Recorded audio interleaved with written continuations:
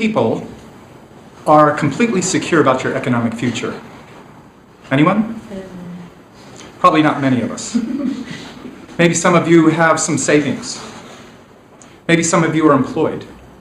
Maybe some of you own your own business. Well, I've got some disturbing news for you. If you have some savings, or if you're getting a pension, or if you have a retirement scheme, or you're self-employed, or you're employed, you could be in for big, big shock. And I'm not talking about next lifetime, I'm talking about fairly immediately.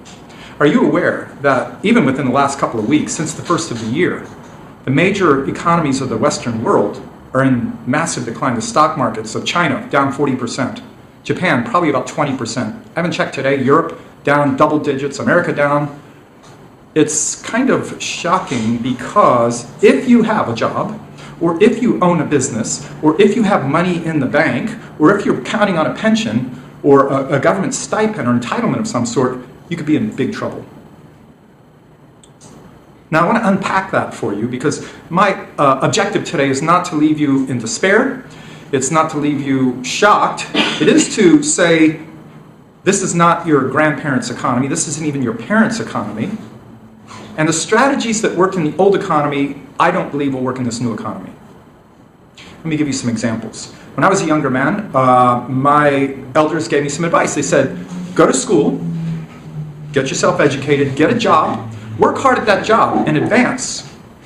And then as you advance, they'll retire you and you can enjoy your golden years. That sound familiar to anybody? Yeah.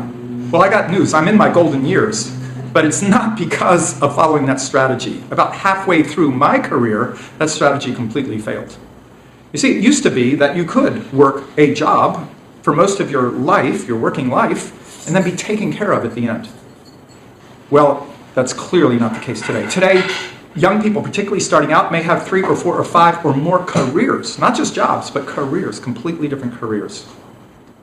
So that strategy clearly doesn't work. Let's look at this. Let's take that apart. Okay, so first of all, the front piece. Go to school. Now, I have some experience in academia. I did lecture at the university, so I know the inside of that world. And if young people ask me today, they say, Michael Jude, should I get an education? Should I get an advanced degree? Should I go to school? And I say, yes, but only if your specific career requires it. Like you want to be a dentist? Fine. If you want to be perhaps a lawyer, fine. But if you aren't sure that that's your chosen path, absolutely, I wouldn't recommend it. Why do I say that? Well, simply because the inflation, the cost of getting an education has risen dramatically. And most people finance that how? Through debt. They borrow money to get an education so they can, what? Get a job to pay down the debt. Sounds good. The problem is with the unemployment, particularly targeted unemployment, particularly among young people, it's shocking. The chances are today that if you go through, unless you have a very specific career path, you're going to be a veterinarian or a brain surgeon or something, really specific, chances are you won't be working in that career. There's a good chance you can go get that expensive education, expensive both in money and time, get out, and there's not the job that you were hoping for. But yet you're still stuck with the second part, which is the debt. Now, debt's a form of advancing consumption into today. So borrowing against the future, what you're doing is actually mortgaging your future time to get something today. So if you want to buy a house or a car, an education, you say, okay, I will voluntarily put myself into servitude, bondage, perhaps you could say slavery, to pay back that money in the future. So you're selling your future to have something today. It's shocking. I was just told today that President Obama just paid off his student loans. He and his wife just paid off their student loans. Now think about that for a minute. He's not 20 years old. I don't know how old he is, but he's not young. I'm pretty sure he's in the late 50s. And he's got the money. So just think about that for a minute. If you're a young person and you're thinking about this expensive education, you've got the money debt, but don't you also have a time debt? Because time's the ultimate commodity, right? You only get so much. If you're going to put in 4 years, 6 years of your time, your peers who may not go that path are that much further ahead, and your life is compressed, so you're selling your life. Put that all aside for a minute. Let's look at the second big chunk of that, which is get a job. Now, I have something to share with you about this. And that is that the middle class job, what we know as the job, was only invented maybe a couple hundred years ago. And I very seriously doubt it will be around 100 years from now. As a matter of fact, within our lifetime, we may see the end of the job as we know it. Let me explain. So the job came about during the Industrial Revolution, right? People mostly were self-employed. It may have been a family farm, kind of like that. We all ate, maybe made it through the winter. If we had a little bit left over, we'd barter it or sell it. Fine. Industrial Revolution came along, there was things called factories, and you could actually have what was called a job, and you'd actually get paid in money. That was the first form of circulation of money, mass circulation. Where a thing called a job. You show up at a certain time, and you do a certain task, and that's it, you get paid. Fast forward to today. A middle-class job, which my father did have, was one man, one job, supported 5 children, had a car and a house. Try that today. Because he didn't have a college degree. He wasn't a high-paid person. He was just he was a normal job, a normal person. I don't think you can do that. There are 2 people working today, and it's struggling, right? Still getting behind. So here's the point. This thing called the job is getting compressed. The bottom of the middle class is getting eaten out. The top is getting eaten out. What do I mean by that? Well, if you look at the global economy, the biggest economic actor recently is called China. China, everybody knows, has over 1 billion people, and they were pretty much peasants, and the labor was cheap. Whereas a auto worker in a Western country might make $50 an hour with all the benefits and everything. Somebody in China would work for $5 an hour.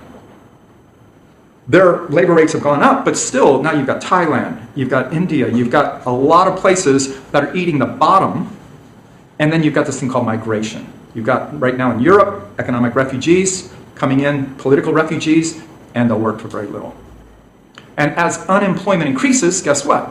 People my age will come, and I have a lot of life experience, I'll come and work for very little just to have a job. So the bottom end is getting eaten out also by this thing called robotics, automation. It used to be that if I went to a bank, I'd go inside the building, nice building, there's a bunch of people behind a counter, they were called bank tellers. But how many of us now rarely go in the bank? We go take this plastic and we're outside of this robot, this machine called an ATM, and we do our business there. How about if you go into a supermarket? Isn't it true that they used to have all these people behind these counters and they'd shuffle the food along, punch it out, now it's a scanner, but even more importantly, now there's not even a person. You just walk through the scanner aisle, you scan your own stuff. What about at restaurants now? They have entire restaurants where there's no human beings, obvious. You walk in, you sit down, there's a little keypad there on the table, you enter what you want, custom order, fine. You pay for it, a light flashes, you go pick your food up, and you come back and eat it. I could go on and on. What about the airlines, if any of you fly? There used to be rows of people there. Now, what do they have? A lot of robots. They're scanners. You walk in, you show your passport, you get your ticket, you go drop your bag. So it's eating the bottom of the middle class job and the top end of the middle class job. Some of you may be accountants. You may think, well, that's fine. I mean, it's no offense to you if you're an accountant. That's fine. I've got this whole thing wired. I've got a skill. Well, nothing personal, but I can have my accounting and bookkeeping and a whole range of professional services done online by somebody in the Philippines or India or Thailand. They're trained with the same education, and they'll work for a fraction. And they'll do a great job. And they'll work while I'm asleep. I get up in the morning, there it is, it's done. I'm just saying, this thing called the job may disappear in our lifetimes, right? What about if you're older, and maybe you've got some savings, or you're looking for a pension, you're counting on that money to come in so you can have your golden years? Well, I've got some sad news there, too. You see, these things called bonds, and the things the pension funds invest in are drying up rapidly. Anybody ever hear of ZIRP, ZIRP, or NIRP, NIRP? These are economic policies that most of the Western democracies have in place.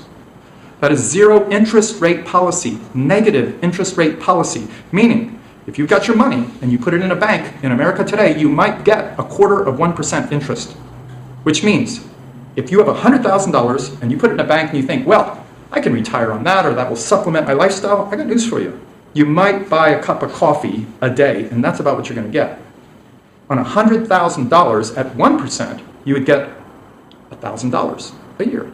At 1/4%, you're going to get $250 a year. There's 365 days in a year. You're not even going to buy a cup of coffee with $100,000 in the bank. Sorry, that's just zero interest rate. Negative interest rates are on their way. Recently, the Bank of Japan and Europe and other major democracies have announced, Western economies have announced, we're going into negative interest rates. You give us $100,000, and we'll guarantee we'll give you back $99,000 and $900.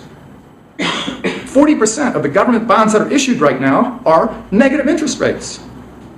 You might go, well, I don't put my money in a bank anyway, but I got news for you. Your pension fund does, and your retirement fund does, and your insurance company does. And if you think these guys are going to be able to pay off on that, sorry, it's not mathematically possible. Now look, I told you my job is not to scare you and leave you just crazy, but it is my job to let you know what I see coming. This will affect you. You may have none of those categories I talked about, but it will affect you. Because if you own a home, or you have investments, or you have a business, or you have stocks and bonds, the value of those could dramatically drop. Dramatically, like what would it be like if your assets were worth half, and you were having trouble selling them then? Folks, this may be what's coming. Look, economic crashes happen periodically. They're not like clockwork, but it's not unknown. We had a big one in 2008. We had the dot-com crash in 2000. We've had them all through history. I can absolutely tell you there will be a correction, a recession, a crash. I cannot tell you when. Anybody that tells you they know when it's going to happen is either a charlatan or lucky. Because it's unpredictable, but I can guarantee you it will happen.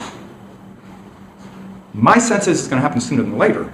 If you just simply look at the headlines of what's going on, you can see the writing's on the wall. So here's the question. Now all that's important, interesting, maybe, maybe not.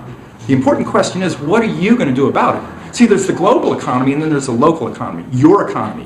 What about your family, yourself, your community, your life? What are you going to do? If there's no jobs and there's no interest on savings, and the asset most people have is called their home, that goes down in value. If you have any investments, they go down. What are you going to do?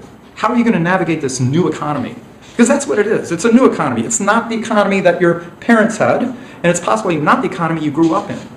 It's a new set of principles, a new set of dynamics, and a new set of strategies. You see, in the last Great Depression in the 1930s, gazillions of people lost their homes, they lost their businesses, they were in bread lines, they were in soup kitchens. It was a mess. But in amongst that, guess what? The foundations of great wealth were laid. See, one person's crisis is another person's opportunity. That's the important thing to know. If you have the right strategy and the right vehicle, you can prosper in any economic period. But I will tell you this, the old vehicles aren't going to work in this new economy. They're just not going to work. The dynamics have shifted so radically that you must look at some alternative vehicles. Well, you might say, well, Michael Jude, okay, alternative vehicles. Plan B. My plan B. What? You might think, well, I don't have a plan B. And some of you may go, well, I do have a plan B. Well, let me tell you, when I ask people, what's your plan B? What they say is the lottery. Believe it or not, people say, I'm going to win the lottery. Good luck. I really mean it. Good luck. You're going to need it. That's a form of tax on those people. Look, like to gamble, great. I'm not making fun of the lottery. I'm saying that's not a legitimate plan B if you have young children, right?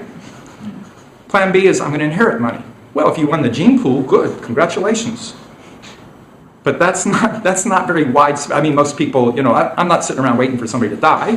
And even if they did, most people, we don't have wealthy people leaving us money. What's another alternative? People say, well, I'll just work harder. I ask them, well, aren't you already working hard? And the answer for most people is, yeah, I'm already working too hard. I don't have enough time to enjoy my life. I feel like I'm just a wage slave. I'm just working. I got the weekend off, but Saturday, guess what? That's caught up doing stuff I missed during the week. And then Sunday, I'm just recovering. And then I got to go back to work. So they're already working hard. Some people have 2 jobs, 3 jobs. Plus, they're maintaining a home, they have children, on and on, aging parents, on and on. So working harder, that's not really an option. People say, well, I'll start my own business. Now, congratulations, I think you're onto something. And I say, well, what kind of business? Well, I don't know, maybe I'll get a franchise. I go, great. Do you have $100,000 to get started? And most people go, well, no. And I said, well, where's that going to come from? I don't know. Maybe I'll go back to the lottery. I say, do you have the time to start a franchise business? Well, no. Do you have the skills? You ever had a business of your own? Well, no. I say, well, okay, yeah, maybe. I mean, it's better than just winning the lottery, right? So most people don't have a valid plan B. Other people say, well, I'll go back and get an education and get a better job. Well, we already covered that, right? Even people think, well, I'll go back and be a computer programmer. Well, okay, maybe, but you know what computer programmers know? Computers are replacing computer programmers. So what are you going to go back and train as? Fast food worker? Barista? Computers are doing those jobs. Travel agent? Maybe. Maybe not. Personal trainer? Well, maybe, but you know, I've got my phone that has an app on it that will kind of do the same thing or something very similar. Going back to school and getting another education? Maybe. Probably not. Probably not a great strategy unless, again, you have a specific thing you want to do. You want to be a vet? Yeah, okay, good. Even doctors and veterinarians are seeing their jobs compressed. Why? Okay, I've got some weird illness and I've got some symptoms and, you know, I can go make an appointment and sit and wait and the doctor's late and I can pay him a lot of money and he's going to tell me, well, you know, maybe this and here's some drugs. Or, you know what, I can just get on my phone and I can put in all the symptoms and guess what comes up? Like right there, right then. Oh, here it is. It's called expert opinions. It's called, you may have a professional job, but computers and automation are taking a big part of that job and letting anybody do it. There is a place for highly skilled people, but it's not the same place it used to be. So what is the answer? What do you do? Well, there is one thing I would strongly recommend, and that is you do look at owning your own income and owning your life, owning the own means of income. And the one best place I've seen for average people of average income, average skills, average contact base, average intelligence, whatever, is network marketing. It's the only thing I've seen that allows people like us to actually have a life that we can love, we can be passionate about, and we can have an independent income that gives us that most precious thing called time. Now let me unpack that a little bit. So what about true wealth? One of my mentors told me, he said, if you measure a person's wealth simply by the amount of money they have, you're probably missing the biggest part of their wealth. Now what did he mean by that? Well, he meant simply that, isn't it true that true wealth would include health, physical health, vibrancy? In other words, I can have all the money in the world, I could be a gazillionaire, but if I'm not feeling good, what value is that money? Well, I might have a better bed and a better nurse, but I don't feel good. I'm not enjoying the experience of life. So wouldn't you agree that physical health is an important component of true wealth? How about relationships? Wouldn't it be a cruel joke if I used my life to accumulate a lot of money, but I had nobody's respect, I had no admiration, no love in my life? I didn't respect, I didn't admire, and I didn't love, and I didn't have any of that. I was just a rich person with no love in my life. What about a purpose and a passion in life? How many people do you know or have you heard of that are just doing it for the money? They're just doing it for the money. They don't like their job. They may have good days, but they're doing it for the money. And isn't that a waste of a precious gift called life? You get one life. You're going to be a wage slave. You're just doing it for the money. Are you doing life for the money? Or are you going to do life because it makes a difference, because you feel good about it, because you love what you do? Wouldn't that be part of true wealth? And wouldn't that most precious of all commodities called time, wouldn't it be important to have time for you to do what you want? I know lots of people with lots of money and they're time poor. They have no time. They're slaves to their income. They may make $100,000, $200,000, $500,000 a year. They've got a fabulous lifestyle. However, they don't get out on that boat. Their weekends are busy. They don't have the time to enjoy the money.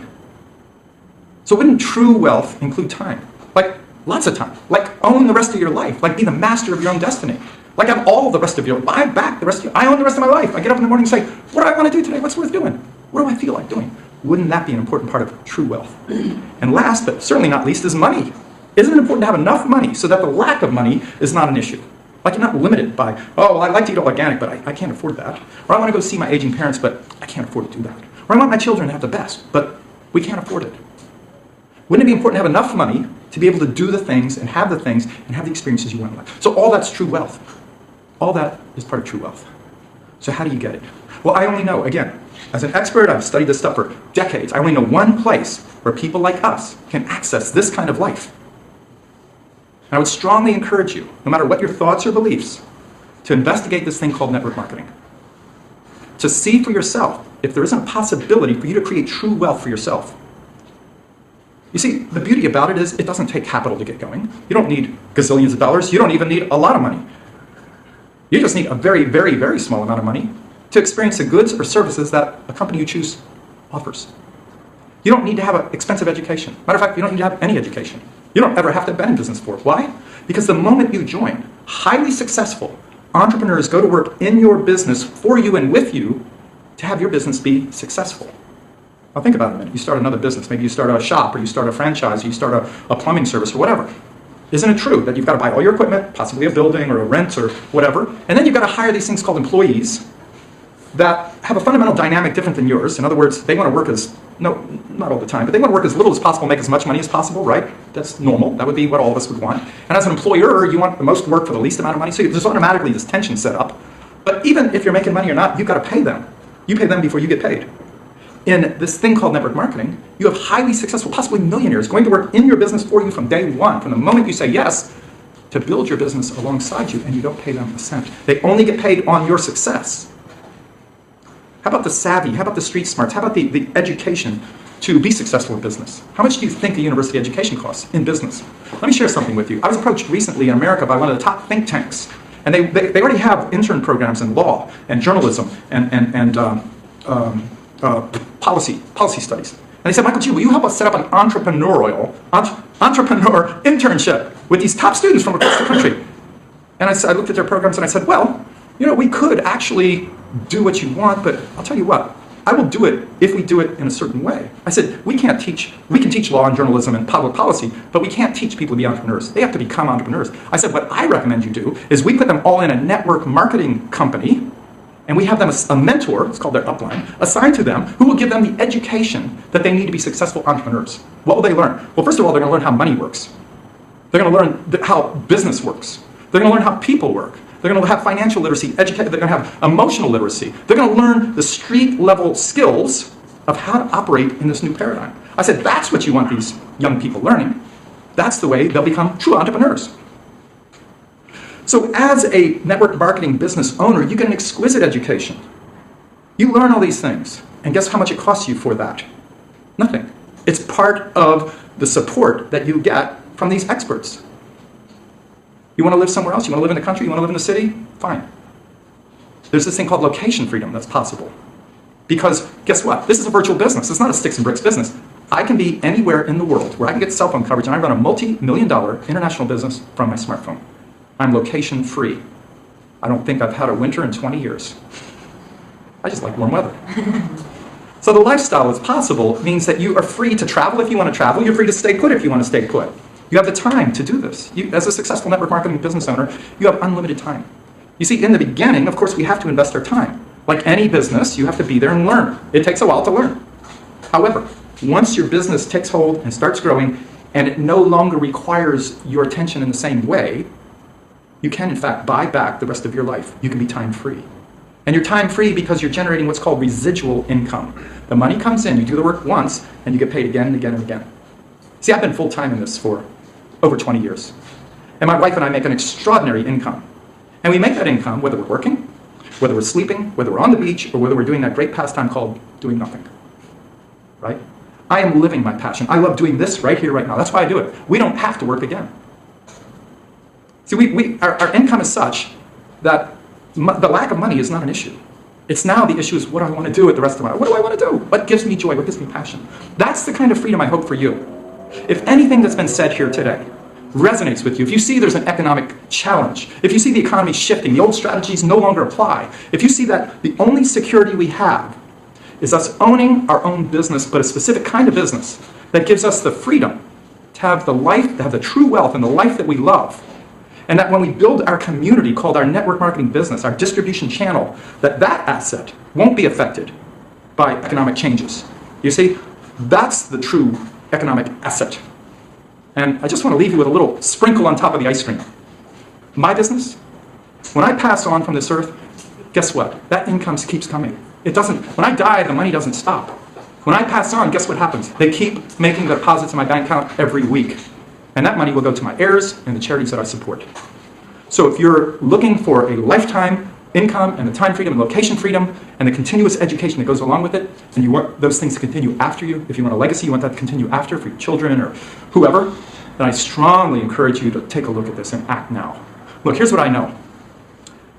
In life, there are chances to make a breakthrough. When was the best time to have bought real estate? Like 10 years ago, 20 years ago? When was the best time to plant a tree? Like 20 years ago? Well, if you didn't, when's the best time? The next best time. It's like now, today, right now. So if you don't have location freedom, time freedom, continual education, like high quality relationships, and a life where you can live your passion day to day depending on your direction, then I encourage you to start today, to plant that seed, to begin to create your own sustainable business and create prosperity for yourself, your family, and your community. So I want to thank you for listening to this message, and I want to wish you all the success that you deserve. Thank you.